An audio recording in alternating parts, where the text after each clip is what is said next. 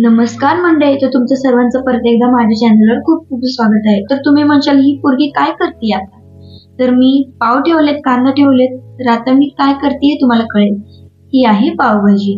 तर मी बनवली आहे पावभाजी। तर मी म्हटलं चला तुमच्या सर्वांसोबत पण मी माझी रेसिपी पावभाजीची शेअर करते। तर ही पावभाजी खूप सोपी आहे आणि पटकन बनते आणि खूप उत्कृष्ट लागते। तर यासाठी मी घेतले 3 बटाटे, 1 वाटी फ्लावर, 1 वाटी वाटाणा, 3 शिमला मिरची, 15 ते 20 पाकळ्या लसूण, कांदा आणि 4 टोमॅटो। तर एवढी सामग्री आपल्या मेन आहे आणि ही सामग्री झाली की आपल्याला 4 पाकिट पावभाजी मसाला लागेल आणि मी इथे सुहाना मसाला वापरलाय। मला सुहाना मसाल्याची पावभाजी खूप आवडते। तुम्ही पण नक्की एकदा ट्राय करा। तर आता मी कुकर मध्ये बटाटा, वाटाणा, शिमला मिरची आणि फ्लावर टाकून घेते आणि हे आपल्याला शिजवून घ्यायचे। कुकरचं झाकण घट्ट लावून घेतलंय आणि आता कुकर लावलाय।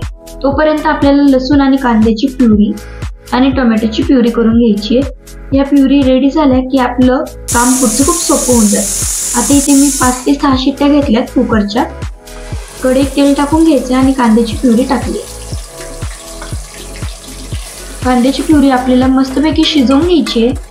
कांद्याची प्युरी शिजून झाली की त्यात आपल्या टोमॅटोची प्युरी ऍड करायची आहे आणि टोमॅटोची प्युरी ऍड केली की ते हातावर उडतं, सो त्याच्यावर झाकण ठेवा जेणेकरून ते हातावर उडणार नाही आणि प्युरी रेडी झाली, शिजली की ते हातावर उडण्याचे बंद होते। तर हे बघा, तुम्ही बघू शकता माझी प्युरी आता इथे शिजली आहे, उडणार नाहीये काही हातावर। आता हलवून घेतलं मी ते। आता ही तर मी थोडीशी हळद, 4 पावभाजी मसाला आणि थोडी मिरची पावडर ऍड करते। जोपर्यंत तेल सुटत नाही तोपर्यंत आपला मसाला शिजवून घ्यायचा आहे। कुकर मध्ये आपण जी सामग्री लावली होती ती मी काढून घेतली आणि मॅश करून घेतलीये। हे बघा, एकदम बारीक बारीक मॅश करून ठेवायचं। माझी प्युरी रेडी होत आलीये तोपर्यंत मी म्हटलं आपले पाव भाजून घेऊया। आता तेल सुटलं मसाल्याला माझ्या, मग मी आपण जी प्युरी बारीक केली होती ती मसाल्यात ऍड केली। आपण जी कुकरला सामग्री लावली होती त्याचे जे पाणी उरलेलं होतं ते पाणी फेकून नाही द्यायचे, तेच पाणी आपल्याला पावभाजीत ऍड करायचे। तर हे बघा, पावभाजी रेडी झालीये। आता ह्यात चवीनुसार मीठ टाकून घ्यायचंय। आता उकळी येतपर्यंत आपली पावभाजी शिजवून घ्यायची। आपली मस्तपैकी उकळी आलेली आहे पावभाजीला। पावभाजी तर रेडी झालीये। तुम्हाला कशी वाटते पावभाजी नक्की कमेंट करून सांगा। आता माझे पाव पण भाजून होत आलेत। मी जराशी कडक पाव करते, पावभाजी अजून उत्कृष्ट लागते कडक पाव सोबत खायला। तर चला आता आपण प्लेटिंग करून घेऊया।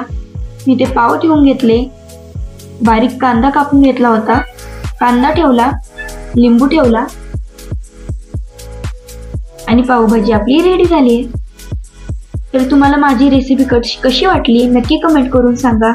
लाईक करा, शेअर करा आणि सबस्क्राईब करा। ही रेसिपी नक्की ट्राय करा। थँक्यू।